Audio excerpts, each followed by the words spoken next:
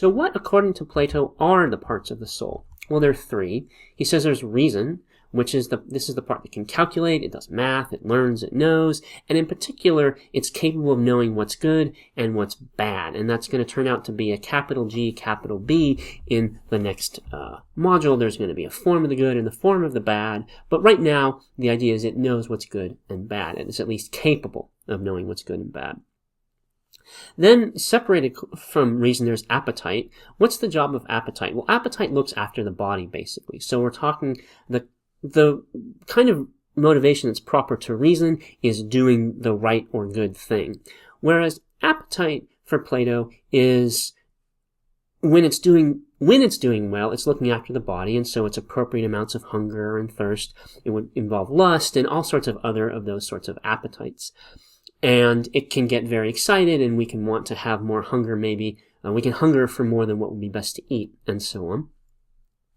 And then in the middle, there's what Plato calls spirit, and this has to do with social, emotional aspect of the individual. So Plato is focused on honor here and courage, so the sorts of emotions, social emotions that would be appropriate to maybe perhaps a warrior, but also a public figure. And so for him then, given the patriarchal society in which he lives, he's really focused on the social and emotional roles that men play, and he's not paying attention to the social and emotional lives that women are just sort of focused as having on, which might involve things like compassion. We might also want to question whether or not honor is male and compassion is somehow female, but we can note I would suggest we should question that, but we can also note that Plato's view is, given his context, he's thinking of the men's role in the society as opposed to women's role in his society. We'll see that he questions some of that later, but certainly it's informed in that way, and so he's thinking of honor, duty, courage, those sorts of public-facing emotions that he would associate with men as opposed to women. So why should we believe that there are these three parts of the soul, reason, spirit, and appetite? Well, Plato thinks it's that soul conflict that we've been talking about that is sort of this challenge for Socrates.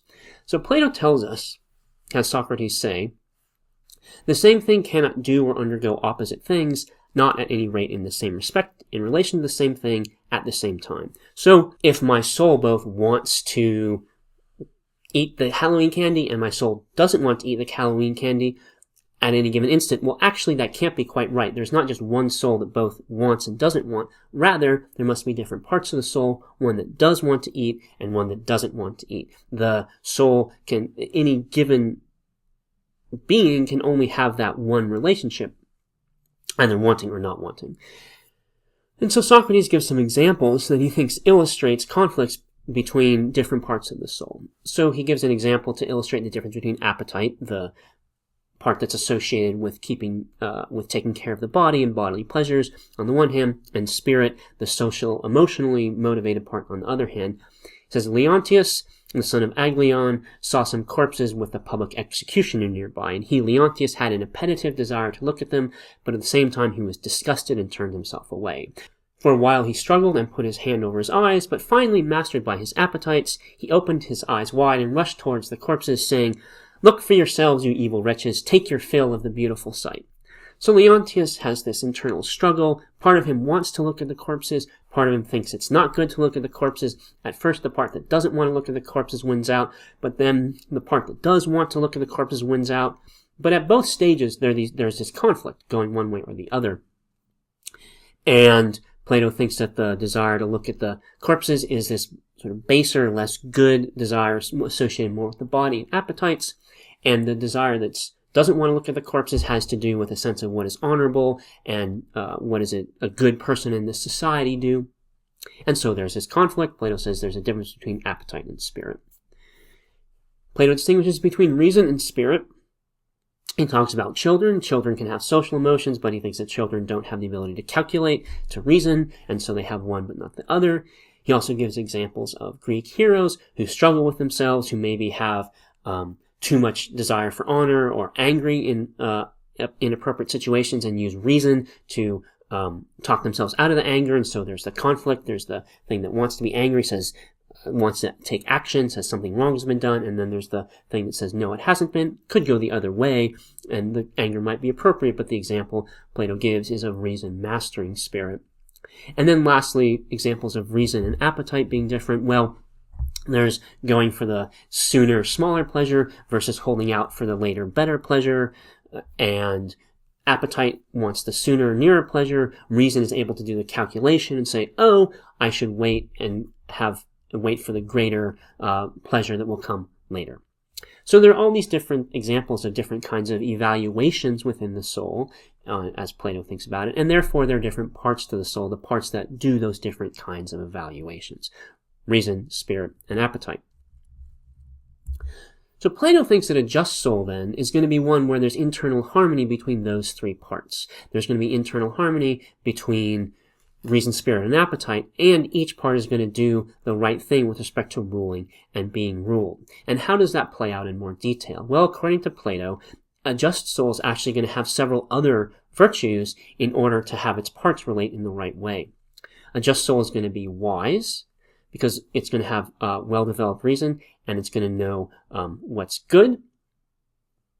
A just soul is going to be courageous. It will preserve through everything, in particular through pain and pleasure, the reason-derived beliefs about what should inspire terror and what should not. So courage is in the face of great pain or great pleasure, the part of us knows what we should run from and what we should face. And that's, he's thinking of as courage. And note that it's the reason-derived beliefs. And Plato compares this to a cloth that can hold a good dye, and that doesn't lose the dye over being washed. The last virtue is, in the text, the word temperance is used. We can think of that as meaning something like self-restraint, and that means that appetite and spirit are tame, so that we aren't having lots of, and they obey reason, so reason knows what's good, and appetite and spirit do not produce, in the first place, desires to do what is not good, so not the desire to eat too much, if it's appetite, not the desire for overwhelming honor, if it's spirit, and they're tame in the first place, and then if they do get overly excited, they obey reason, what reason tells them about what is good and what is bad. So that's how Plato is imagining that the soul is harmonious. How could that happen? Only if reason knows what's good, so it's wise, and then it rules the other parts by having these statements about what's good and bad, and those other parts then accept that rule.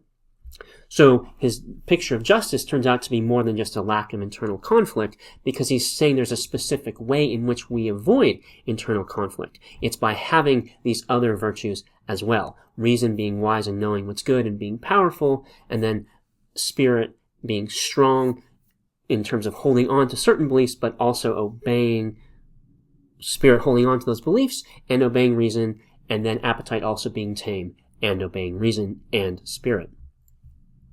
So why does he think, though, that this is the case, that this is the only way for the soul to be harmonious? Well, Plato thinks that appetite and spirit threaten harmony in the soul. And why is that? Well, what Plato is most fundamentally concerned about, and it comes out in his first discussion of the city, as we'll see, is something that in the Greek is called pleonexia. Pleonexia is wanting more. And as Plato thinks about it, appetite is intrinsically has pleonexia. Appetite always wants more and more and more. I mean, not maybe literally every moment. You can eat until you're completely stuffed and then you don't want any more, but soon enough you'll want more. And as those appetites are fed and indulged, they will continue to grow for more and more and more things. On its own, appetite is out of control, or has a tendency to become out of control. And spirit is not so good at knowing what's good or bad, and so it can care about honor too much, for example. And so both appetite and spirit, left to their own devices, are dangerous on Plato's view, and they threaten the harmony in the soul. Appetite in particular because it will grow out of control, and spirit because it can be misguided. So then, to fix these problems, then we need to bring in reason, and it, by knowing what's good, it can educate the spirit, and together they can tame the appetite. And so that's why, and only reason can rule, because only reason is capable of knowing what is good, really, in the end.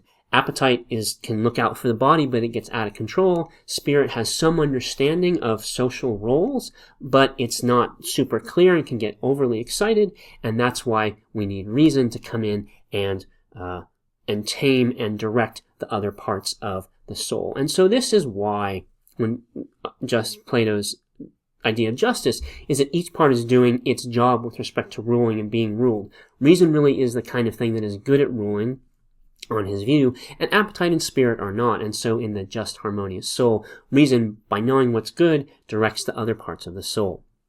So we have that picture of the soul. There are a number of worries we might have about this picture.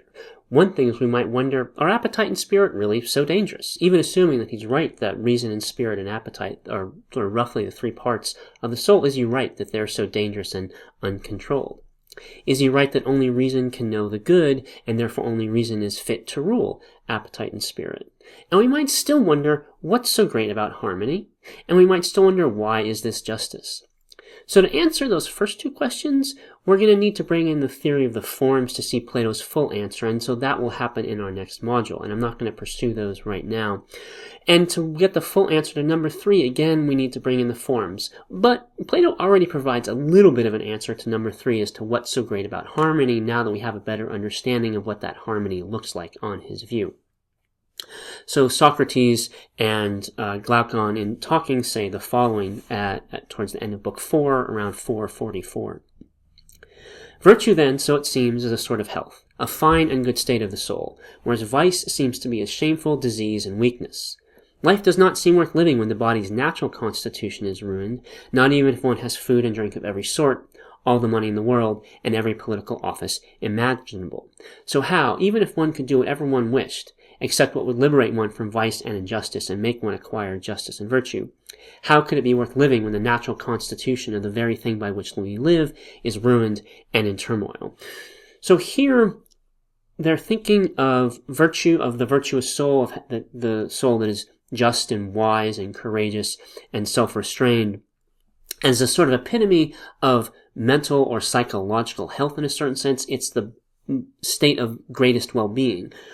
Whereas when that harmony is lacking, that is a state of great internal disease of the soul, really, as he says, a ruined constitution. And so the reason why they think that the harmony is so great is when you look at it, really, it's not just a sense of sort of lack of internal conflict, but harmony is a real flourishing of all the parts of the soul, and when the harmony is lacking, then all those parts of the soul are going to be quite unhealthy. And that soul health, they think, is really the most important thing you can have. And that's why, in the first place, they think that Plato is telling us that virtue, the just soul, the virtuous soul, really is the best thing. So why should we call this harmony in the soul justice? Well, it helps to remember what Plato has to say about justice in the city. So Plato lays out a series of cities. There's the first simple city. People are vegetarian, they have simple clothes, and so on. And that city Plato thinks is good, but Glaucon says, oh, but that's a terrible city. It's a city fit only for pigs. It's not good for humans. Humans want more. They want pastries and perfumes and so on. They have pleonexia. They want more. And so that city would develop into a city that pursues luxuries, a city that Plato calls a feverish city. And that city is not a healthy city, Plato thinks. And so it needs to be, in some sense, purified. And because pleonexia cannot be eliminated, it instead needs to be controlled. And that's what happens in the purified city. So in the purified city, there are 3 classes. There are the guardians, there are the auxiliaries, and there are the producers. The guardians lay down the laws. They control all the policies in the city. The auxiliaries are the military and the police. They carry out those policies and defend the city. And then everyone else is a producer, a craftsman, a farmer, what have you, following the laws of the city. And in the purified city, the guardians are wise. They indeed do know what is good and bad. The auxiliaries are courageous, and they listen to the guardians and hold fast to the guardians' laws. And all of the people, the guardians, the auxiliaries, and the producers, all have sort of listen to the guardians about what is good and bad. And this city is pretty remarkable. The guardians all have property and children in common, no private property. Children are raised by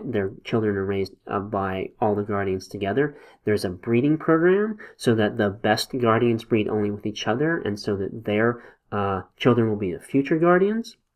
So Plato thinks people will find this very problematic. He argues that there could be female guardians, and in that way he's arguing against the sexism of his time, at least somewhat. He also wants the guardians to be philosopher kings, and we'll see why he thinks that's a good idea in our next module. And it's worth noting that there are no slaves in this city. Justice in this city will be that each person must practice one of the pursuits in the city, the one for which he is naturally best suited. And we might worry about that, but this does explain why Plato wants to call harmony in the soul, justice, because in the city, it's each part. So in the city, there are people who are better suited to rule, there are people who are better suited to be auxiliaries, courageous military and police, and there are people who are better suited to just follow the rules and be producers. That's how Plato is thinking about the city. And justice is each of those people doing whatever they're best suited to do. And so Plato thinks that when each part of the soul is doing what it's best suited to do, that's just the same. And that's why the harmony in the soul, we could call that justice. Now, we might be worried about this city. It's an authoritarian city. It has strict obedience at the expense of personal freedom. It's not at all democratic. The guardians are selected by the guardians, and they lay down the laws for everybody. And the producers have really basically no say in how the city is ruled. And it's very elitist. There's this idea that some are best suited to rule by birth, others by birth are best suited to be ruled, and that will determine, what social class different people are placed into. And that's a concern we might really think, that's quite problematic. Now, Plato is aware of democracy, and as we see in the next module, he's going to argue that maybe a democratic city is actually not so great. And there is a concern that does face democracies. How do we choose who to lead? How do we figure out who would make our best leaders? That doesn't mean that we should fall back to agree with Plato's system, and this is not really an issue we'll be considering in this module, or in discussing Plato too much. What we're focused on with Plato is this picture of virtue in the soul, which is that harmony where there are the three different parts: wisdom, knowing what's the reason, being wise and knowing what's good, and then ruling spirit who holds fast to what reason says, all three of the parts, including appetite, having tamed desires, and each of those parts then doing what they are best suited to do, that being, then Plato thinks, a flourishing and healthy soul, and that being the best thing that you could have.